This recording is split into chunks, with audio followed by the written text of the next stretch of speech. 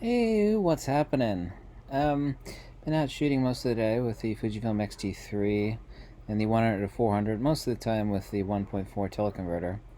Most of these shots have had very little done to them, except for a crop, a little bit of saturation, adding a little bit of vignetting. It's interesting how we're always interested in lenses that don't vignette, and we add a little bit of vignetting in post-production. This is a Capture One utility, and this is at the J. Ding Darling Wildlife Refuge.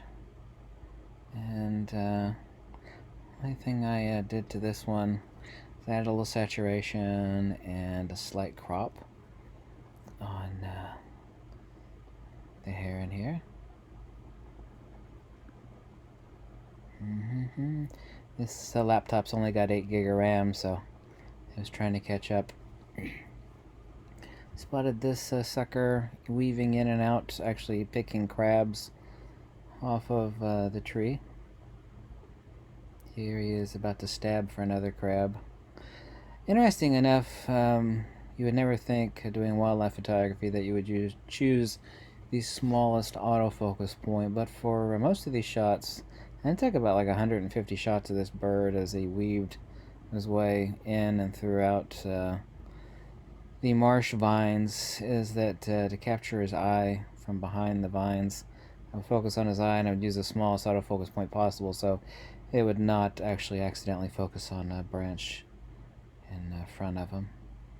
Another shot. These shots are not that exciting. I actually like them though. I actually like the composition and the waters and the leaves in the water. And all these shots are handheld. I didn't even bring a monopod today. Didn't actually need a monopod.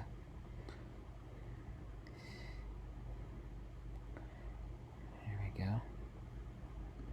Obviously I took a lot of shots of this bird. Took a lot of shots of a lot of different stuff today, but this is one SD card. I'm done processing. I love all the colors. I added a little bit of saturation to this. Very, very slight crop. Had a fluffy friend here in the mangrove. This is just a slight crop and a wee bit of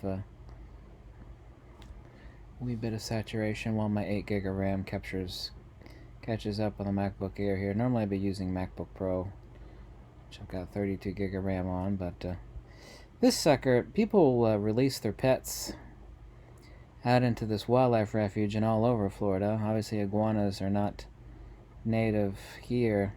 I think the actual park rangers shoot these suckers because what they do is they devastate the natural wildlife. They go into the trees and they eat the little baby birds, and they kind of devastate the natural wildlife here. There was 2 of these on the road.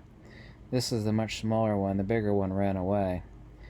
There's a monster iguana, and then this little sucker was left laying there. I didn't actually have time to capture the big iguana. I used to have a pet iguana myself, but I think they usually kill these because these are not supposed to be in this. This is not their native range, and they wreck the local wildlife. I have some shots on my other SD cards of some sea cows, some manatees. I did see 3 manatees today, including a baby manatee. It's just out getting exercise, really. It's pretty much what I was doing today was getting exercise. Just walking around taking bird photos. So anyway, thanks so much for watching. I definitely got my dose of vitamin D today, that's for sure. Thanks so much for watching.